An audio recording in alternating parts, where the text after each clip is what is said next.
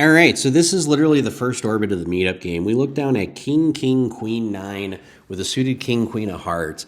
And we open to 25, and the gentleman to my left is a player that I've played with for the last year quite extensively. He happens to 3-bet to 75. Another player decides to call, and another player calls. Now, all three of these players I've played with quite extensively. I've played with them both live and online. The player to my left happens to 3-bet me quite extensively, so his 3-betting range is pretty wide. So some of you watching this video might be like, Professor, is this really a hand you want to 4-bet with? In some situations you do, in some situations you don't. Now, what goes through my mind is when both players call, one of the players that happens to call is a pretty tight player, and I decide that he's probably got an ace. So I'm thinking that the player to my left probably does not have aces. So in this situation, I believe my kings are ahead. So every once in a while, I am going to put in a 4-bet with kings here, and every once in a while, I'm going to flat. In this situation, well, you guessed it, because we are lighting 3K on fire, as the video states, I am going to decide on putting in this 4-bet. Now, this is a high variance, high reward play, but it is early in the session, and I decide to go ahead and 4-bet. So we make it 385. Now, Jared to my left does not hesitate. He just 5-bets to 1100. He just grabs a stack of black and throws it out there. Now, to his surprise, the gentleman to his left, with both Jared and myself and the gentleman across the table, who we've all played with online and live, he's going in the tank because he's going, well, it's 1100 left. Professor's only got 1100, so he's putting me all in. And the other gentleman directly across the table from me doesn't have 1100, so he knows if he calls, he's going to have essentially 4-1 on his money. So he decides to call the 1100. Gentleman across the table calls for less. I go ahead and make the call. Gentleman across the table has somewhere around, I believe it's like 595. I go ahead and count out my chips. We are playing for a total of $3,465. Now, some of you might be saying this just looks like pure gambling, and in some instances it is, but keep in mind, I'm using what I know with the players that I've played with literally for the last year or so to what I believe is my advantage. Now, again, he is going to have some aces every once in a while, and in those situations, I am going to be beat, but honestly, I am still going to have some pretty decent equity here, depending on what his cards are. So King, King, Queen, 9 is not that bad of a hand to get it all in with. 4 ways pre. Now, there is actually some action left to be had between the last two players, as they do have stacks behind. Keep in mind, this is a 300 to 2K buy-in.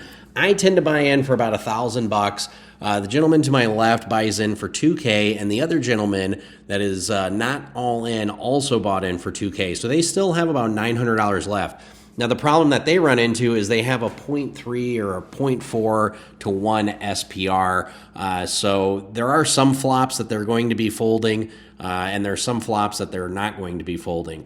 And let's go ahead and cut to the audio so that way we can listen to the actual run out and just see the flop, because since we're all in, we don't need to pull up the graphics here. That pot, and then you guys are good there. Yeah. All right, for the vlog. All right, 3 players still on. Here's the flop. All right, that's probably going to favor Jared a lot. It might favor his range. That's going to favor, actually, Keno a lot. I'm always once, but you guys can do what you want on the side. Yeah, just once? All right. One time for all. You guys show the side. That's actually a really good run out for our hand.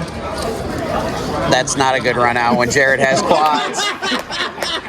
What a shitty flop. As you can see, 2 of the players who went all in didn't even have an ace in their hand. Jared did have aces. GG. So one thing that's unique with our meetup games is we always allow unlimited straddles under the gun. The Venetian has a rule that on all their normal games, you're allowed 2 straddles, but in this situation, we have the $80 straddle on. So it's 5, 5, 10, 20, 40. And during the meetup games, we do regularly get it up to about 160 at least once, sometimes twice a night. But this is our very first hand of Big O. Most of our Big O hands do come out with a 10, 20, sometimes a $40 straddle because you are getting 5 cards. It does juicing up the action a little bit. And so it's one of those things that it just happens. Now, this is literally the first hand in Big O. I just lost a big pot. I'm looking to get unstuck. I'm in one of the straddles, I believe, for $10, and the $80 straddle is on. Wayne happens to be in the straddle for $40. He happens to be in between 2 players that we've played with before. One of them was Jared, who just won that massive pot with pocket aces. Now, one of the things you guys might notice is I haven't shown you what my hand is yet. And part of the reason why that is because the action's not on me yet. And I don't look at my hand until the action is on me. Now, this is a small coaching technique and a small coaching piece of advice that I tell all of my students. Don't look at your hand until the action is actually on you. If you guys are looking at your hands right away, you guys are making a mistake. You should be looking at your players, your opponents. Now, obviously, with an $80 straddle and I've got 500 in front of me and there's already basically $300 in the pot and I have a 1.5 to 1 SPR, looking at my hand really doesn't do anything because there's not a lot of hands that I am going to fold, even if there is a pot size bet, because I have about a 1.5 to 1 SPR. There are some hands that I'm going to fold depending on what the action is. If somebody pots it and everybody folds, of course I can get away from it. But I go ahead and look down at the monster 65973, double suited in both spades, 9 high spades, and 7 high diamonds. So I go ahead and call the $80.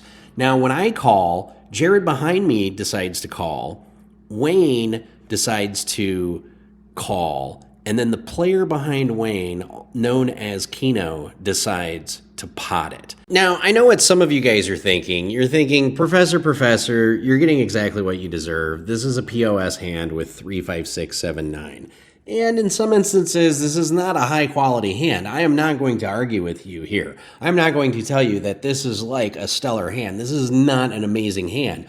However, what I will tell you, depending on what the action is, what the odds are, sometimes it makes sense to call and sometimes it makes sense to fold. Now, you got to figure when he pots it to $565, for me, it's $500 to call to essentially win about $2,200. So I'm getting like 4 to 1 on my money. So I have to have about 25% equity or so, give or take a little bit. Actually, I have to have about 21%, 22% equity to make the right call. So I am in a gambling mood, and I actually say to the camera, this is called gambling because I know my equity probably isn't around there, especially since I've played with a player who is potting it, and he's probably only potting it with aces. And I honestly don't mind this hand going up against aces as well as 2 other random hands, because we are going 4 ways to the flop. We have the opponent across the table from us, also known as Botfly, who's completely all in. Jared decided to call. Wayne decided to get out of the way. Wayne had about $450 or so left. Wayne decided to make a very disciplined fold. Jared started giving him some shit about it right away. I was a little shocked myself, but of course I didn't know what Wayne had. But in this situation, I mean, I have 2 to a wheel. I have a lot of middling cards. You usually don't want to get it all in with middling cards, but I assume that my cards are live. So you're going to be surprised how often 2 pair holds up in Big O. And occasionally I am going to get a low here, and I'm going to show you guys, because we do know these players and we did see most of their hands. We saw all of their hands -1. I'm actually going to show you what the equities are on all of these hands at the end of the day. And I think you guys are going to be a little shocked at what the equities are. And part of these videos are to give you guys a little bit of coaching advice, a little bit of insight. But the flop comes Jack 7-7. We literally hit lightning. When I see that board, I'm thinking, Jen, like, this is my pot to win here. Like, who else is going to have a 7 unless it's a dangling 7? The turn is an 8. I really don't mind the 8. It does give me a low draw. It gives me a wrap with 5, 6, 9. And the river is a queen. Now, there are 3 spades out there. I do have a spade flush. Botfly across the table turns over deuce, 7, 8, king. What? So he's got 7s full of kings? I'm like, oh my God. So I end up turning over a 7. I thought I had a winner there for sure. I end up, of course, I am no good. And here are what the hands are actually in this hand. So as you guys can see here, this is what the actual pre-flop equities are. So Keno had ace, ace, deuce. Obviously, he's got the highest equity with 38%. I end up having just slightly under 20% equity. It is not the greatest equity in the world. Botfly ends up having around 12% equity. He ends up scooping the pot. The reason why I show this Jack, Deuce 10, King hand, that's what Wayne ended up folding. We don't know what Jared had. We have to assume he had an ace. But you could see, even 4 or 5 ways, we still had some decent equity in there. We knew we were gambling, and we ended up losing. So nice hand, Botfly. This is how you get stuck 3K real early in a session. So we were on another Big O hand, and we're happening to playing for the small blind jackpot. We look down at deuce 3, 5, 9, queen. We have a 5, 9 of clubs. That's our only suit. Now, it's a $25 raise, and I'm not in the mood to fold. There's about $150, maybe $160 on the small blind jackpot. If you guys are not familiar with the small blind jackpot, let me tell you, this makes every game more juicy. What it is you put $10 on the button, and the only person who is eligible to win that is the person in the small blind. They have to win it by scooping the pot. And if they don't win the hand, when the button moves, the next person adds $10. So it becomes a progressive. So at this point, no one's won it in a few orbits. And I'm in the small blind, so I have an opportunity to win it. Now the flop comes queen 8, 7. Now this is a flop that actually hits my hand pretty well. I elect to check here, because I'm not going to go anywhere. I do have a nut low draw. Yes, I said a nut low draw. An ace is live. I can hit an ace for a nut low. I also have a straight draw. Yes, it's a gut shot straight draw. I can hit a 6. And I have top pair. First player bets 125. I'm thinking, okay, it's a full pot size bet. That's reasonable. I don't think I'm going to go anywhere here. Next player decides to raise for 300. And it comes back to me, and I'm like, you know what? I'm not in a mood to fold. I'm going to go ahead and call. Folding is boring. I heard that somewhere. I think it was on a Rampage video. I'm not really sure. But with this much equity, ace gives me the nut low. Queen's probably going to give me the nut high, or essentially the nut high. 6 is going to give me a two-way hand. You know, and maybe a 9 might give me a good hand. 9 is kind of a dangerous card, though, because 9 gives me 2 pair and it puts some straights out there. But I'll still have a low draw. So I go ahead and call. Next player is going in the tank, deciding on what they want to do.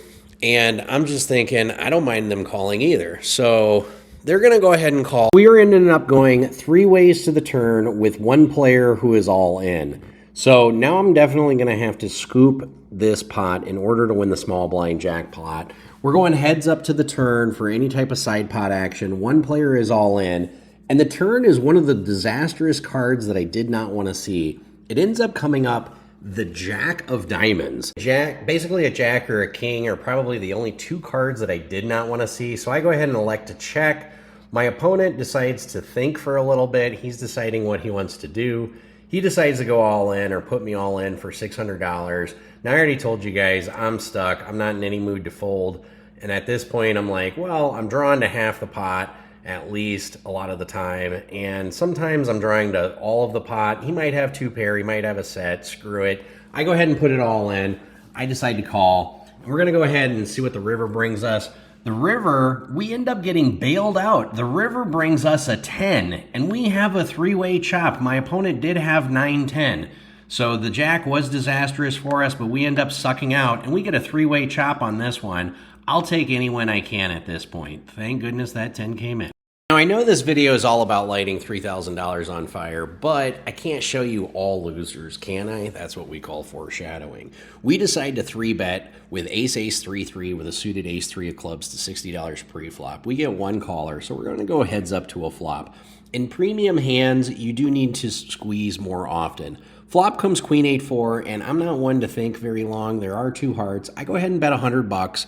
My opponent thinks for a little bit. He is in position. He decides to call, and the dealer puts out the turn before scooping the chips. I see it hits me with the 3 of spades, so I just jam all in for 180. Now, my opponent has a obvious call here because it's 180 to win 500, so it's like a 0.3 to 1 SPR. He should call with a wide variety of hands here. He's going in the tank, which means he's probably just got 1 pair, like Queen X. Maybe he's got 8X with hearts. I'm not really sure, but he does elect to make the call, and I like it because I'm okay with whatever odds he has. Now, I do have 5 whites left, so when the river comes to 7 of diamonds, I do check. There's no point in betting here. He's not going anywhere for $5. and I turn over a set of threes, and we have our first winner of the vlog. And we're going to scoop this one here on PLO 4. We're going to turn this ship around, or are we? All right, so here comes a big O hand in which I elect to bet pot pre-flop because I look down at the monster ace, 4, 7, 8, and big O double suited with ace 7 of clubs and 4, 8 of hearts. Let's go. This is going to be our hand to start everything off. We 3-bet it to $90. Let's go. Woot woot, bitches. Here we go. We're going to get a total of 4 players in this pot. We have Jonathan to our left, who happened to win the Aussie Millions many years ago, a very, very solid player who happens to be on the button. And at this point, I have just been getting barbecued all night. Again, I'm in for 3 bullets at this point, and I'm just hoping that a flop can be in our favor. When the board comes 6, 4, 8, this is literally one of those boards that I'm not in love with, but I don't really hate. But what are really people calling a big $90 bet pre-flop, like a 3-bet pot flop with on this board? I do have a 7 that blocks a straight, but at this point, I'm just tired of being beat up, so I just elect to check 4 ways. Now, we get checks all the way around. It goes to the turn. Some of you might say, Professor, you're blocking ace deuce, you're blocking ace 3, you should bet. You all have very good points. If this video doesn't show you anything else, it shows you that even professional poker players are human from time to time, and occasionally we do make mistakes. Checking it through was probably a mistake. Playing this hand passively was probably a mistake. My opponent decides to bet $100. Now 100 into 360 when I do have 2 pair. The turn was a 9 of diamonds, so I do have a straight draw. I do have an ace 7 low, surprisingly enough. I don't think I'm going to go anywhere here. I can't fold. My hand is too strong to fold, and it's just not strong enough to raise because there are some hands that I lose to. Like if he's got a pocket pair with like even 5-7 is going to beat me for the high. If he's got like 3-5-7, he's got me for the low and the high. So I elect to call. I just want to evaluate a lot of rivers here. River comes out a king of spades. He decides to tank on it for a little bit before electing to check. And when he checks, I'm happy to check back. And I'm like, this might have been one where I probably could have fired at it and maybe taken it because I turn over 2 pair. I say, all right, I'm going to check back. I got 4s and 8s. And he turns over a low, and I might have been able to get him off of it. I'm not sure, but I'm happy to chop this pot. We are turning the ship just around slightly. You guys ever heard the term, don't go broke on a limped pot? Well, we limp with 5 jack, 10, 10, and big O. And we're going to go 4 ways to the flop. So there's $20 in the pot, and the flop comes out 6, 10 ace. We lead for $15. Jonathan decides to call. One player gets out of the way, and the gentleman on the button decides to call. So we're going 3 ways to a turn, and the turn is going to come out at the time I thought it was pretty good. Now that I'm looking back at it, I can realize my errors. The turn's a 6. Now, in this situation, I'm going to lead out and bet for $60. I'm hoping I can charge any low draws, anybody who has ace 6, maybe 6-10. Jonathan decides to call, and then the old man on the button decides to say a 3-letter word, which is pot. Now, when he says pot, he only has about 580, 590 behind. He's potting it for like 300. So if I call 300 here, I'm not folding any rivers. Now, the thing you have to factor in is what's worth $5 on the flop, pre-flop, that is now all of a sudden worth $600. I decided to just jam all in because I'm like, there's some times where he's going to have a6 here, but Jonathan to my left says he's either got quad 6s, pocket aces, or pocket 10s, and Jonathan's played with the guy a lot more than I have. I, of course, tell him I've got pocket 10s, and of course the old man has pocket aces, didn't even raise on the button. Now, this is just something you put in your memory bank.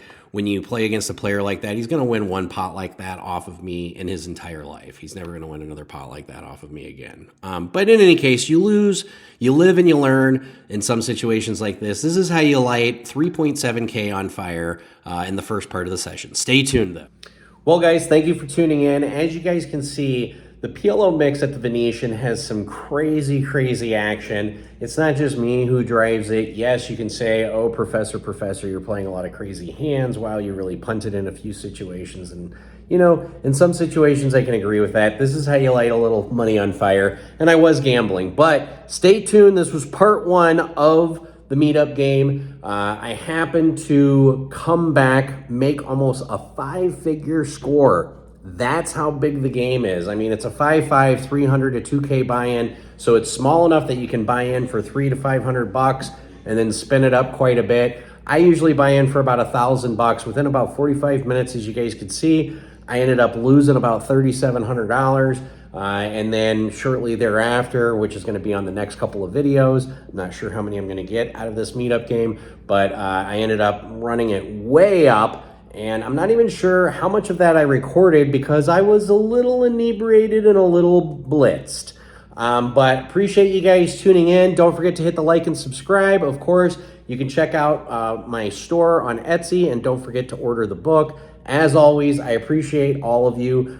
We do have some meetup games that we are planning on doing. We don't have any official announcement yet, as Wayne and I are working with a Venetian to hopefully have some meetup games for all of 2025, as well as some streams. So you guys will be able to see us live stream this game, which should be a 10-10 PLO mix, PLO 4, Big O, and then $20 double board bomb pots with a $20 small blind jackpot with a 1 to 5K buy-in with crazy, crazy action. Probably once a month, coming sometime in the month of February-ish, somewhere around there. But the Venetian runs a great room there, guys. Obviously, we get paid to endorse them, but in all seriousness, them moving upstairs, there's no smoke. It's much better. They have 58 tables now, so it's the largest poker room in Vegas.